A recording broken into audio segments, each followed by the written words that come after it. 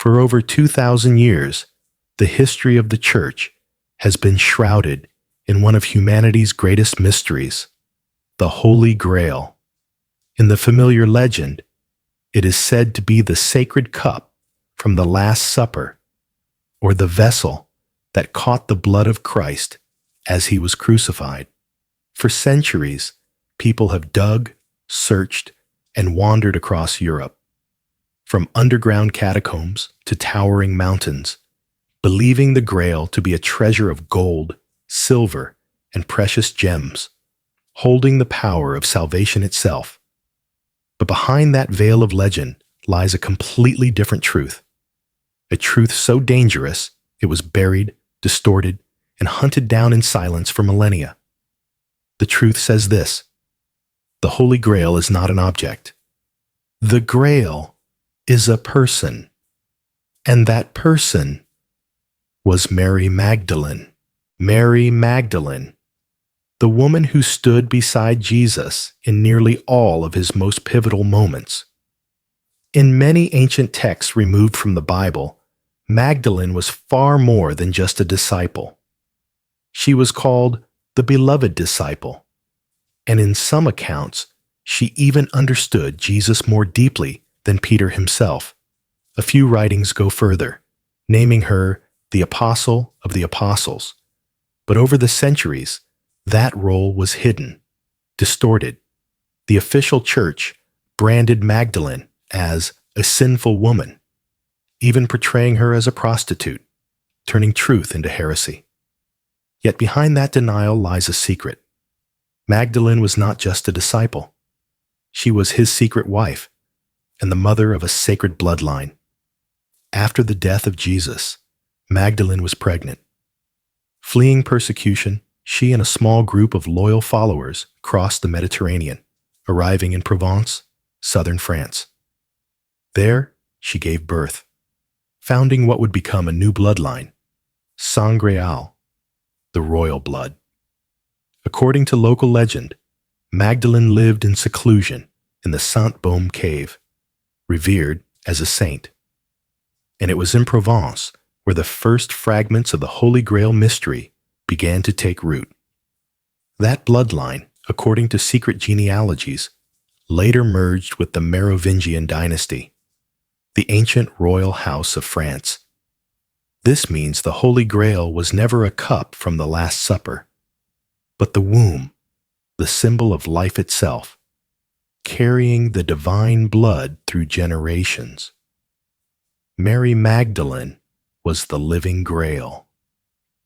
And that was the dangerous truth the church had to bury, because if it were revealed, the very foundation of their power would collapse. The secret origin. To understand the Holy Grail, we must return to the 1st century, back to the very beginning of Christianity. In his ministry, Jesus was not followed only by the 12 apostles. There were many disciples, and among them, one stood out, Mary Magdalene. Ancient texts, excluded from the official Bible, like the Gospel of Philip and the Gospel of Mary, describe Magdalene with a role unlike any other, the one who received direct revelations from Jesus, the one who grasped the depth of his divine mission. In the Gospel of Philip, Magdalene is described as the one whom the Savior loved more than all the disciples, a phrase that suggests a bond far deeper than teacher and follower. After the crucifixion, Magdalene was the first to witness the resurrection, at least according to most canonical Gospels. But what tradition doesn't say is that she also carried his bloodline. Local legends in Provence tell of a mysterious woman from the East who arrived with a secret and who lived out her final years in silence. This story survives not only in folklore, but in the very stones of southern France, where churches and shrines still honor Magdalene as a saint. According to the so-called Grail documents, that bloodline continued. it merged with the Merovingian dynasty, the ancient royal house of France. From there, it became known as the royal blood. Guarded for centuries by secret societies like the Priory of Sion. This means the Holy Grail was never an object of gold or silver. The Grail is a bloodline, a living legacy. Hidden evidence and buried truths.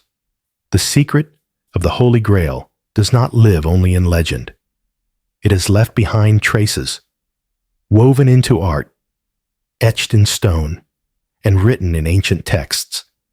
First, let's look at Leonardo da Vinci's Last Supper, painted between 1495 and 1498 in Milan.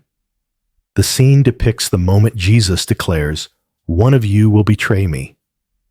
To his right sits a figure long assumed to be the Apostle John. But look closer. This figure carries an unmistakably feminine presence, soft features, flowing hair, a delicate posture.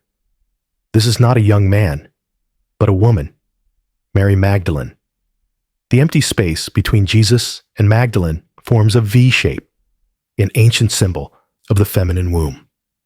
Together, their figures outline the letter M, a subtle cipher for Magdalene. Was this artistic coincidence? Or was it Leonardo's hidden message that Magdalene herself was the Grail? The Church, of course, insists the figure is John, claiming the femininity is nothing more than Renaissance style. But Da Vinci's Code continues to challenge that explanation. Then, there are the Sangreal documents and the role of the Knights Templar.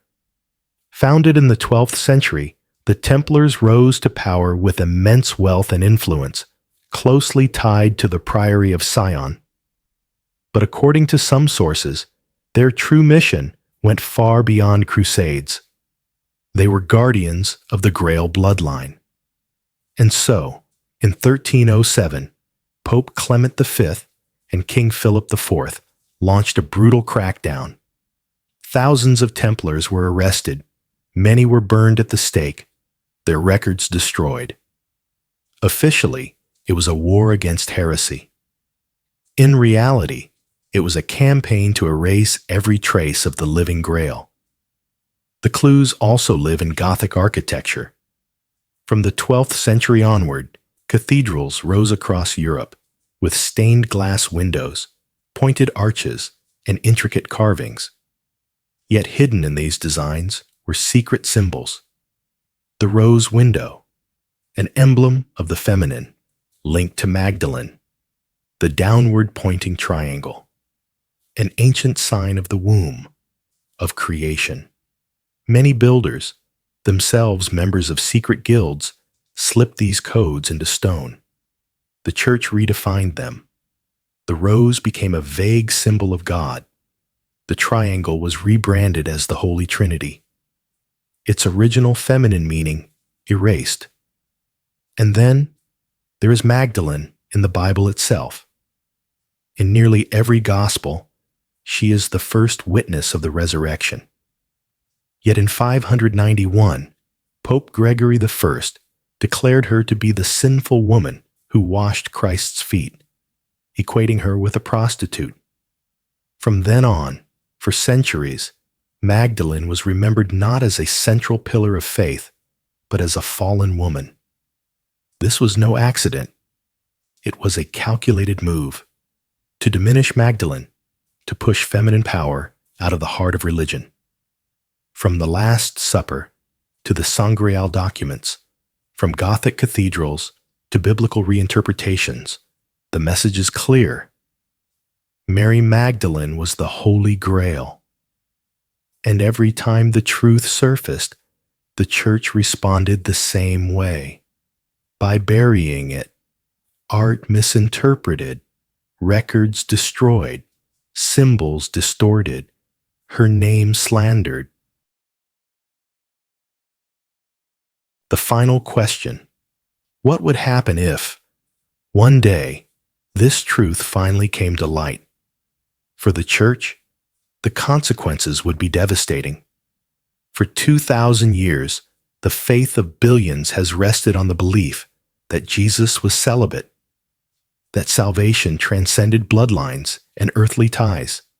But if the truth of the royal blood were revealed, that Jesus had a wife, a child, and a living bloodline, then the very foundation of Christianity would begin to crumble.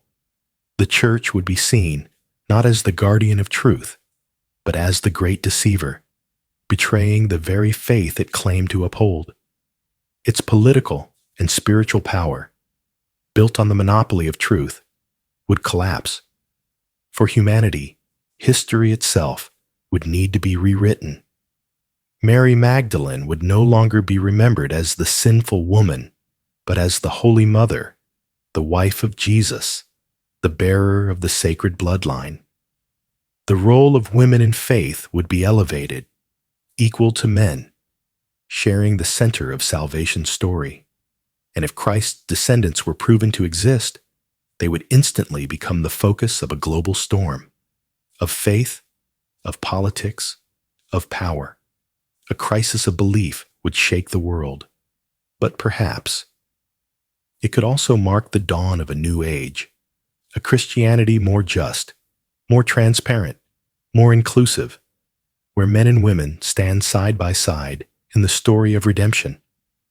For more than 2,000 years, mankind has searched for the Holy Grail. They have dug through catacombs, climbed mountains, hunted chalices of gold and silver. But maybe, all along, the world has been searching in the wrong place. The Grail was never a cup. The Grail was a person. Mary Magdalene, the woman who carried the blood of the Savior.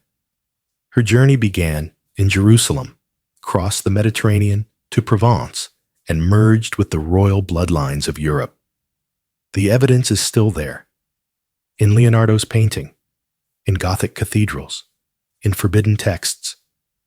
And so are the scars of suppression, her defamation, the destruction of the Templars, the distortion of symbols. But the truth cannot be buried forever. One day, when the truth finally breaks through, humanity will face the ultimate question. Will we still cling to the story the Church has told for 2,000 years? Or has the time come to rewrite the very history of our faith?